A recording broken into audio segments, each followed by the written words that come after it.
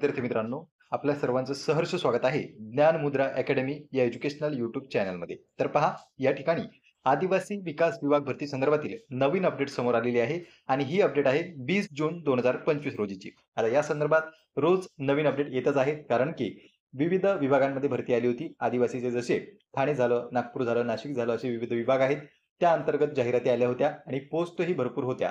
त्यामुळे काय झालेलं आहे, रोज काही ना काही अपडेट, मग ती तुमच्या निवड सूची संदर्भात असो, प्रतीक्षा सूची संदर्भात असो, त्यानंतर तुमचे निकाल असो किंवा कागदपत्रांची पडताळणी असो, अशा विविध अपडेट प्राप्त होत आहेत आणि ज्या काही अपडेट येतात त्याची माहिती आपण तुम्हाला देतच असतो. चला तर मग सुरुवात करूया आजच्या व्हिडिओला.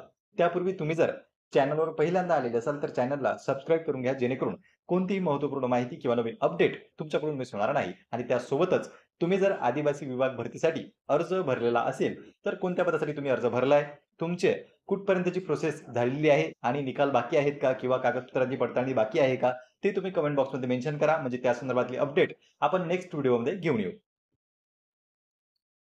तर पहा मित्रांनो, या ठिकाणी तुम्ही पाहू शकता, अप्पर आयुक्त आदिवासी विकास ठाणे, म्हणजे ठाणे संदर्भातली ही नोटीस आहे आणि याची तारीख सुद्धा दिलेली आहे 20/6/2025. म्हणजे आजच ही नोटीस प्रसिद्ध झाली. यामध्ये पहा, विषय जर आपण पाहिला तर सरळ सेवा भरती 2024च्या बाबतीत ही नोटीस आहे. सरक आपण ठळक जे काही मुद्दे आहेत त्याच्यावर येणार आहोत, म्हणजे जास्त आपला वेळ या ठिकाणी वाया जाणार नाही. इथे पहा, सदर उमेदवार दिनांक 30/6/2025 रोजी कागदपत्र पडताळणीकरिता उपस्थित राहिल्यास त्यांना शासकीय नोकरी स्वीकारण्यास इच्छा किंवा स्वारस्य नाही असे समजण्यात येईल. तसेच त्यांचा कोणताही हक्क राहणार नाही. आता हे कशा संदर्भात आहे, तर हे आहे कागदपत्रे पडताळणीच्या संदर्भात. इथे पहा, आदिवासी विकास ठाणे माहिती पडताळणी करण्याकरिता मूळ कागदपत्रे व त्यांच्या 2 साक्षांकित प्रतीसह अप्पर आयुक्त आदिवासी विकास ठाणे येथे 19/6/2025 रोजी 11 वाजता राहण्याकरिता संदर्भीय पत्र 6 अन्वये कळवण्यात आले होते. म्हणजे 19/6/25ला अगोदर नोटीस आली होती आणि त्या अंतर्गत डीव्ही साठी उमेदवारांना बोलावलेलं होतं. डीव्ही म्हणजे काय, डॉक्युमेंट व्हेरिफिकेशनसाठी उमेदवारांना बोलावलेलं होतं. तथापि काय झालं, 19/6/2025 रोजी कागदपत्रे पडताळणीकरिता उपस्थित राहिले नाहीत. म्हणजे काही उमेदवार या ठिकाणी उपस्थित राहिले नव्हते. त्यांना नोटीस देऊन सुद्धा आता काय सांगितलेलं आहे की सबब अनुपस्थित उमेदवारांना कागदपत्रे पडताळणीकरिता 30/6 म्हणजे नवीन डेट दिलेली आहे, ती आहे तुमची 30 जून. आता जे उमेदवार काही कारणास्तव, काही कारणं असू शकतात, ज्या कारणाने ते उपस्थित राहिले नाही, तर त्यांना इथे संधी देण्यात आलेली आहे आणि नवीन संधीची डेट काय आहे तर 30. म्हणजे जे उमेदवार अनुपस्थित होते किंवा गैरहजर होते त्यांना आता 30 तारखेला हजर राहायचं आहे. 30 जूनला त्यांचं डीव्ही होणार आहे. पुन्हा त्यांना संधी देण्यात आलेली आहे.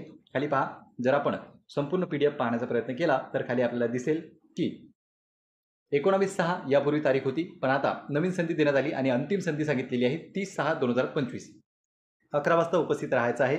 ॲड्रेस सुद्धा दिलेला आहे, आदिवासी विकास Thane, Mahanagar telephone Nigam limited, Wagde estate road number 16, Thane पश्चिम या ठिकाणी तुम्हाला उपस्थित राहायचं आहे. तर पहा मित्रांनो, तुम्ही किंवा तुमच्या मित्राने फॉर्म भरलेला जर असेल आणि त्यांचं डीव्ही 19 तारखेला सुटलेलं असेल तर या ठिकाणी 30/6 पर्यंत ते आता डीव्हीला जाऊ शकतात.